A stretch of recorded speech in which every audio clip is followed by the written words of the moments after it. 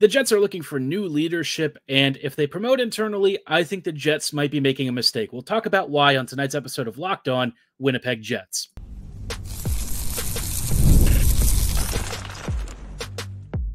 You're Locked On the Hockey Jets, your daily podcast on the Winnipeg Jets, part of the Locked On Podcast Network, your team every day.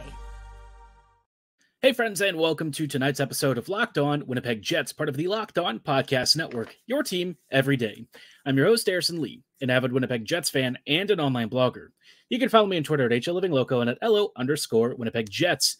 Thanks for making Locked On Jets your first listen of the day every day. If you enjoy what you're hearing, be sure to like, follow, and subscribe on all of your favorite podcasting platforms and YouTube. Doing so, of course, is always free of charge and ensures you never miss another episode. Most of all, though, we just love and appreciate your support. Tonight's episode, obviously, we've got playoff updates, but first, let's talk about the Jets head coach search.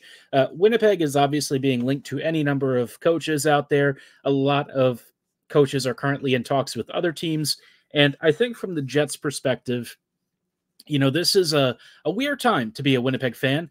I think the Jets are in a good spot in terms of having lots of pieces to work with, but in terms of figuring out who should actually lead it, I think that's been a bit of a bigger question. But amidst a lot of shifting sands in the league, there might be some more coaching candidates who become available. There might be some guys the Jets are perhaps taking a pass at. We'll talk about that in just a moment. But before we go any further, just wanted to let you know that tonight's episode is brought to you by Indeed.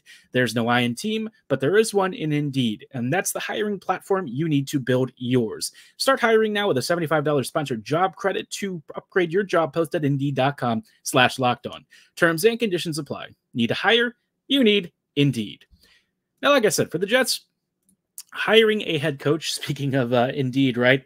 Winnipeg is putting out its resume and looking, or not really resume, look their job qualifications and job posting, and they're looking for somebody with a resume that really matches what they need. And in this case, you know, the Jets are looking for perhaps somebody who's a little more progressive, right? Aggressive. They want somebody who thinks about offense and who probably encourages more implementation of the youth. Listen, for all of the stuff that I've said about Paul Maurice over the years, there is one thing that's very true, and it's that when he feels comfortable with the team's defensive structure, he'll let the kids play and he'll let the offense really blossom. And I think we've seen that with the Florida Panthers. He did it with the Jets for a couple of seasons, but as Winnipeg started to lose that structure and identity, and as the quality of the roster really tanked and Maurice lost sight of what made the team successful, obviously, he lost control of the situation, and that's why he really did have to go. I know that he's doing well in Florida and has, gotten to a Cup Finals and all, but make no mistake, I think the situation here with what happened under his tenure, it was time to, to part ways and move on. And I think that's where, the Jets have an opportunity now after, going through Bonus, through Lowry, through Maurice. They can look towards somebody with some really cool ideas. I've talked about Todd Nelson on the last episode, or maybe a previous episode, as perhaps one of my top candidates. David Carl, I know with Denver, is of course of interest. Carl, I would actually need to know what his tactical setup is, because I think at that level, you'd obviously have some questions. Should the Jets look at Pascal Vincent again? The answer is no.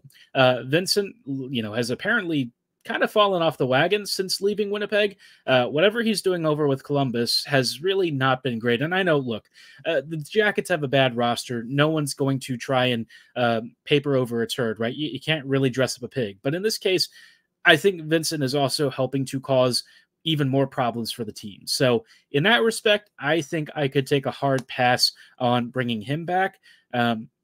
Promoting internally for me should be a last decision. If there's really no other candidates that would be willing to come to Winnipeg, fine. But I think in a couple of weeks, we're going to have some new vacancies. One guy that I would be very interested in is Rod Brind'Amour. And I know he's probably not going to come to the Jets, but I'm also not sure he's going to stay in Carolina. One big thing with the Canes is that they seem to need some kind of a shakeup. If they get swept by the Rangers, which kind of looks like it might happen, and we'll talk about that later in this episode, there might be a real change coming for that organization, because they've been doing this for several years. They have certainly advanced in the playoffs, but they really haven't gotten that far. And at some point, you have to ask yourself, is it a question of the roster? Is it the front office? Is it the coaching staff? And I don't know that Rod is really at fault for what's happening. I think he does some things where, the Canes are a really big volume over quality team, and that can be a bit of a problem. But by the same token, he's still a pretty good coach. And I think at the end of the day, he's probably gotten about as much out of that team as he can without the ownership team making some adjustments themselves. And if Brind'Amour does become available, I would be interested in him. Keefe is interviewing with the Devils, and, Sheldon is another coach who'd probably do a pretty decent job. For me, though, I just kind of wonder, right? If you get a couple of guys who have run into a wall and, kind of hit the limits of what they can coach out of some of these rosters, will they really be able to do more with the Jets? Are they going to be able to bring along the kids in the right way? And that, for me, is a huge question mark. I think that is the biggest thing that I want out of next season is a year of development and progress. If you make the playoffs, that's great. But I think my perspective on next season has changed a bit, in part because Bones is now gone. And with Winnipeg kind of needing to make some massive offseason changes, we might not really be looking at a team that's going to be playoff competitive come October. We'll see. I'm not going to write it off yet. There are some interesting free agents that might be worth taking a look at if Jets players do depart, maybe like Kevin LeBlanc or Jason Zucker. But I think at the end of the day, the Jets really should prioritize finding spots for some of their young kids. Christian Reichel, I felt like could be a bottom six player at some point. Obviously, Gustafsson has shown flashes of being something more. Morgan Barron probably deserves a bigger role with this team. The fact that he had 10 goals and was doing this in fourth line minutes is pretty sensational and maybe something that really got overlooked. In terms of other guys, obviously you want to have space for Lambert, Jibrikov, Heinola, and, obviously there's going to have to be some movement, but Arniel, for me, and if he was to be the guy at the helm, I have some reservations about that. One of his first head coaching stints apparently led to players locking him out of the room after some really bad losses. So I don't know if that really gives me a lot of confidence. I think he did an all right job with the Jets in his, I would say, interim periods this season, but he's also been responsible for the PK, and the degradation of the PK makes me wonder what sort of tactical acumen he really has at a higher level. There's parts to his stuff that I've seen that I like and parts that I just don't really understand. And so for me, I tend to lean towards that being more of a last-ditch option. I feel like Arniel's not going to be that great of a hire. I could be wrong. Obviously we don't really have a huge sense of what he is and what he's like at the NHL level, and maybe he's learned lessons since the first couple of stints, and maybe that's enough to kind of get him on board with a team that's going to be younger, faster, and more aggressive. And, hey, I'm not going to write that off. I absolutely think that, he's certainly been around long enough with the Jets org to kind of get a sense of what this team needs. And if he has successfully identified that, if he gives a good elevator pitch, then I'm more than open to it. But I think for the Jets, it's important to get this hire right, because this could really shape the next 3 to 4 years of Jets hockey. And you might be looking at either trying to tank or really go for something better. Obviously, this team really can't afford to tank. So if they do end up at the bottom of the standings, it's because something has gone terribly wrong.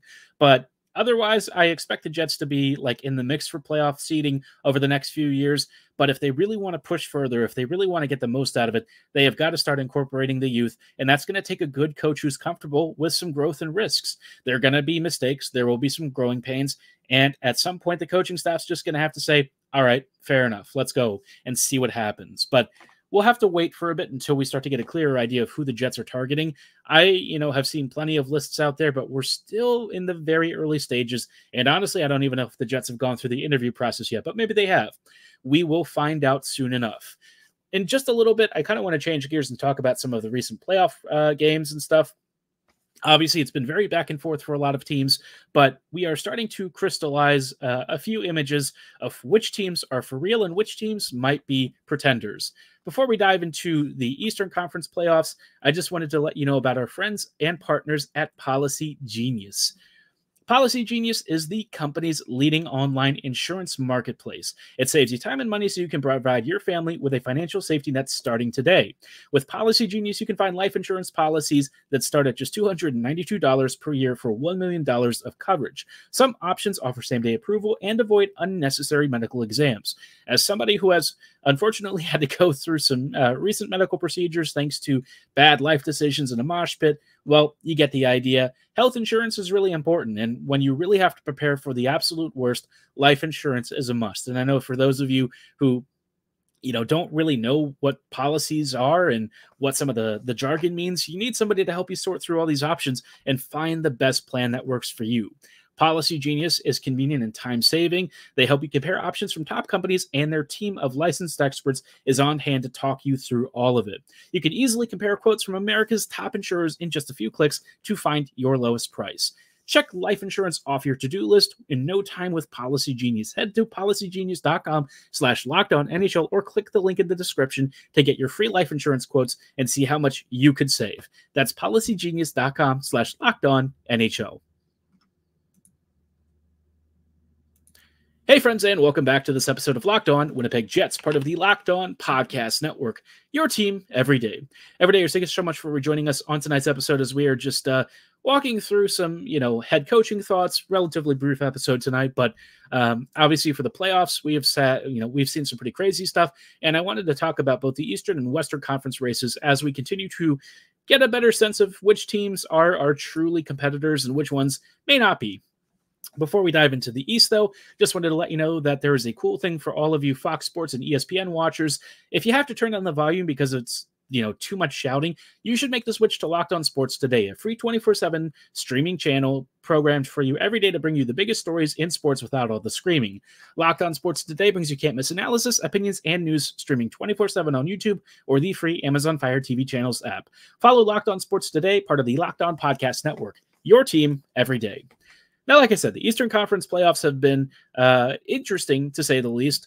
We are just finished with Game 3 between Florida and Boston, and the Panthers have taken a 2-1 series lead.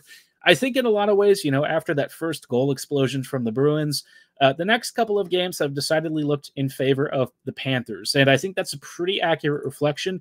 The Panthers are honestly just the better team. I think in a lot of ways, the Bruins have really been carried by some strong defending and some strong goaltending. But the more you look at the way that their offense is constructed and realize that there's not a lot of high-end talent there, the more you begin to realize that in the playoffs race, like, in this particular area where you're facing off against the Panthers, who are deep and skilled at the top end, you're going to get exposed. I mean, look what happened to the Jets, right? Winnipeg ran into a very similar situation against Colorado, and things did not go well. I think the Panthers are probably in very clear pole position to finish this series in 5 or 6 games. I really don't think the Bruins have that much of a chance. Boston has snuck out a win in the first game when the Panthers were caught a little bit napping. But now that the Panthers are seemingly awake and certainly active, I don't really foresee this being a particularly close series for the rest of the way. I think the Panthers should probably get through this one without too much trouble, and that would kind of track with how good they've been in the regular season. They're just a beast of a team, and Maurice has them playing really elite hockey. I think on the other series, you've got the Rangers and Canes, and the Rangers are about to sweep the Canes, but that series has been a lot closer than you might think. I think every game has been decided by like 1 goal or so, and it's been a couple of overtime games too, where the Rangers have squeaked through. But the reality is both teams have played really good hockey. I think the biggest thing for the Rangers is that even though they've given up way more shots, they're not giving up as much quality, or if they are, Shesterkin has been there to kind of block out the rest. But I think the biggest thing with the Canes that we're seeing is that they just don't have elite finishing. They added Gensel, who's definitely helped with that. But when you're talking about a team like the Rangers that's really built on ridiculous shooting percentages and special teams paired to like an elite goalie, you suddenly realize the Canes might be in a bit of a mismatch. The thing about playoff hockey is fundamentally, right, playoff hockey doesn't really change in the sense of how teams really approach stuff. They may get a little defensively more conservative, and some gapping might change, but overall, right, most teams generally play their style of hockey. Just ask the Jets. Winnipeg played their style of hockey, and they kind of paid the price for that. But with the Canes, I think they're a really strong regular season team because they're not facing the same opponent with the same sort of archetype and structure that's their kryptonite. But I think in this case, against the Rangers, they're in deep trouble. I think if you're a Rangers fan, you're definitely happy about all of this. Obviously, the sooner that this series gets done, the more time you can rest and prepare for the likely Florida Panthers matchup. I think overall, though, the sense that I've gotten from New York is that for as good as they can be, I'm just not quite sure that I feel they're one of the true Cup favorites. I think they're a really strong team, and Shesterkin might be able to get them through here, along with that obviously potent power play. But the deeper you go in the playoffs, I just wonder if they start seeing some scoring rates dry up from some of their top guys. Can they really sustain it? Can they really get through? You've got the Panthers, who in my mind are just better all around. I think Florida is really the model team to look at if you're in the Eastern Conference. And look, the Rangers are great, and I think that they're a very competitive squad, but I feel like in a 7-game series against the Panthers, I've got Florida probably in 6 or 7. I think it's going to be close. I think Shesterkin's going to really push them, but Bobrovsky has also been really good for the Panthers, and when you consider that Florida is a generally stronger team at 5v5 and stuff, that's a really tough ask. Now, I say all this assuming that the Rangers do in fact beat Carolina either tomorrow or, early next week, but maybe things change. Maybe game 5 or game 6 ends up being a bit of a different situation. Maybe Carolina can force that all the way through. But I think with how things are going, the Rangers will probably finish this one off.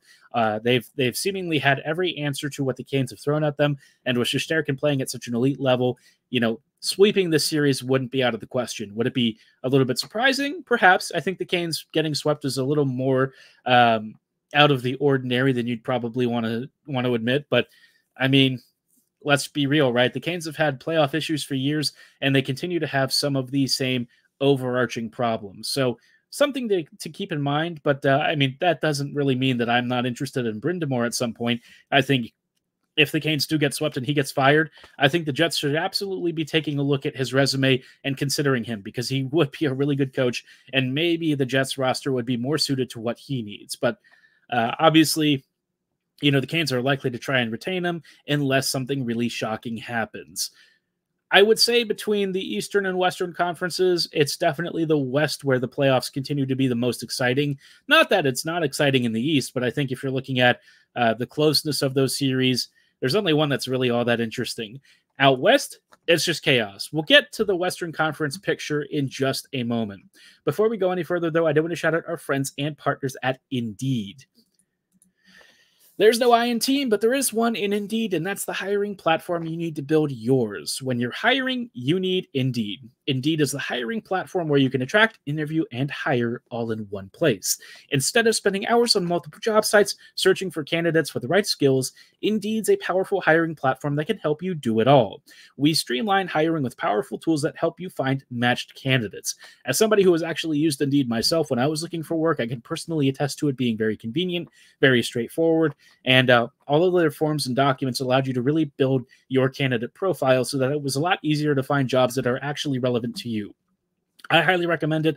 I think it's going to resonate with a lot of you. And if you're a small business, look, they totally get it. They know that this is a place where you have to be very careful with how you spend your money. And that's why with Indeed, you only pay for applications that meet your must-have requirements. They want to make your dollars count. So if you're ready to get started, start hiring now with a $75 sponsored job credit to upgrade your job post at Indeed.com/lockedon. Offer is good for a limited time. Again, claim your $75 credit now at Indeed.com/lockedon. That's Indeed.com/lockedon. Terms and conditions apply. Need to hire? You need Indeed. Greetings, friends, and welcome to these closing thoughts on tonight's episode of Locked On Winnipeg Jets, part of the Locked On Podcast Network, your team every day. Every day, thank you so much for rejoining us on tonight's episode as we're just wrapping up with some fun thoughts from the Western Conference playoffs, where I actually do think one of these teams out West is going to be the Cup champ. I think I'm still debating over who it is, although you've probably heard me talk about the Avs as probably the team to beat in my mind. I don't think I've really seen much to dissuade that, but after yesterday's Dallas and Colorado game, holy cow, man, the Stars really rallied and showed that they are a dangerous team, but that was after a bit of a tough start for the Avs, right? Colorado got slapped around for a couple of periods. And then in the third period, they started making things interesting. They were down like 4-0, and they almost staged a comeback. I think for the Stars, this was a really big performance because while it wasn't exactly the cleanest and they did start to slip towards the end there, they've showed that they're a Cup contender too. And I think after the first game in which the Avs, snuck through with an overtime winner, that really show their playoff experience and the way that they're built to just kill you on counterattacks. The Stars had to show that they're defensively resolute. I don't know that they necessarily did in the best of ways. I think for a couple of periods they were definitely dominant, but as the game wore on, the Avs just started to wake up a little more and a little more and a little more until they were starting to really free flow and attack in exciting manners. And that really pushed the Stars to the brink. I actually thought that game was going to be tied and forced overtime and maybe even end with another Avs win. But this time the Stars held on and tied the series 1-1. Very fun one, that probably the best series of the playoffs so far, and one that I could definitely see going the distance for 7 games. Both of these teams are elite. Both of these play really high-octane hockey. Both have great mobile backends, and both also have some issues with conceding some ugly goals. So we'll have to see how that goes. But maybe that's just the natural price of playing 2 elite teams against one another. Edmonton, Vancouver, a little bit more up and down. Vancouver was in a tough spot against Edmonton in the first game, and then somehow stormed back to end up winning 5-4. Right now, they're currently in game 2, almost the end of the second period. They're up 3-2 against the Oilers. Haven't had a chance to watch that series as much, but I've heard it's been just absolute chaos from the sounds of it. Lots of back and forth, even some off-ice controversy. It's all the usual, right? Anytime you involve the Oilers, somehow something stupid's going to happen, and that's probably, the case with this series. But I think the general vibe I've gotten is that these two teams, while really good, I'm not sure that I favor them against either of Dallas or Colorado. I think the Central was really this year's top division. I think that's where the Cup winner is going to come from. And look, maybe the Eastern Conference gets a bit of a rest while everyone else in the West beats the crap out of each other. That's entirely possible. That may even have a huge impact once we get to the Stanley Cup Finals. But in terms of teams that I think are going to make it to the Western Conference Finals, I think, Vancouver will probably get through. And I still think the Avs are going to be the one. And at the end of that, you're probably looking at Colorado coming out. As good as the Canucks are, I'm just not sure that I back them against that Avs offense. The Colorado squad is experienced. They're Cup winners. They've been here before. They know how all this works. And it's really hard to bet against that veteran skill and experience that they possess over many other teams, including the Jets. It's unfortunate but true, and they're a dominant team and truly a Cup threat this year for a reason. If I'm looking at the Eastern Conference, I could see a Florida, New York, Western or Eastern Conference Finals. And if we're talking about who comes out of that, probably the Panthers. The Panthers are probably going to make another Stanley Cup Finals appearance. I think if they have to play the Avs or something, it's probably not going to be great for them. I think that they'll be competitive and they might even make it, to a 7-game series. But I think at the end of the day, I still back the West to be this year's Cup champ. But I'd be curious to know what you've seen. Do you have a different prediction? Drop your series thoughts below and what you think is going to happen in the Stanley Cup Finals or even the Conference Finals if you want to maybe drop it back a little bit before we push too much further.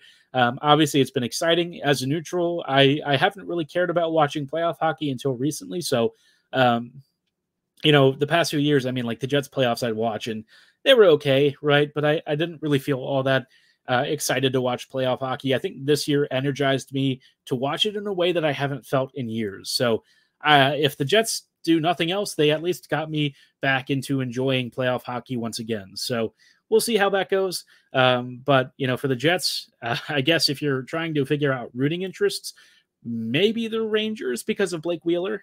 He has been skating recently, and while he's not going to play this year, it's nice to see him doing better. And, after that horrible leg injury he had, it's just good, right? If he wins a cup and gets a ring, I'd probably be okay with that. We've also got Jack Roslovic with the Rangers, which is really weird. I don't know how all that happened, but somehow the Jets are just like, or the Rangers are just like Jets East, like old Jets East or something. I don't know.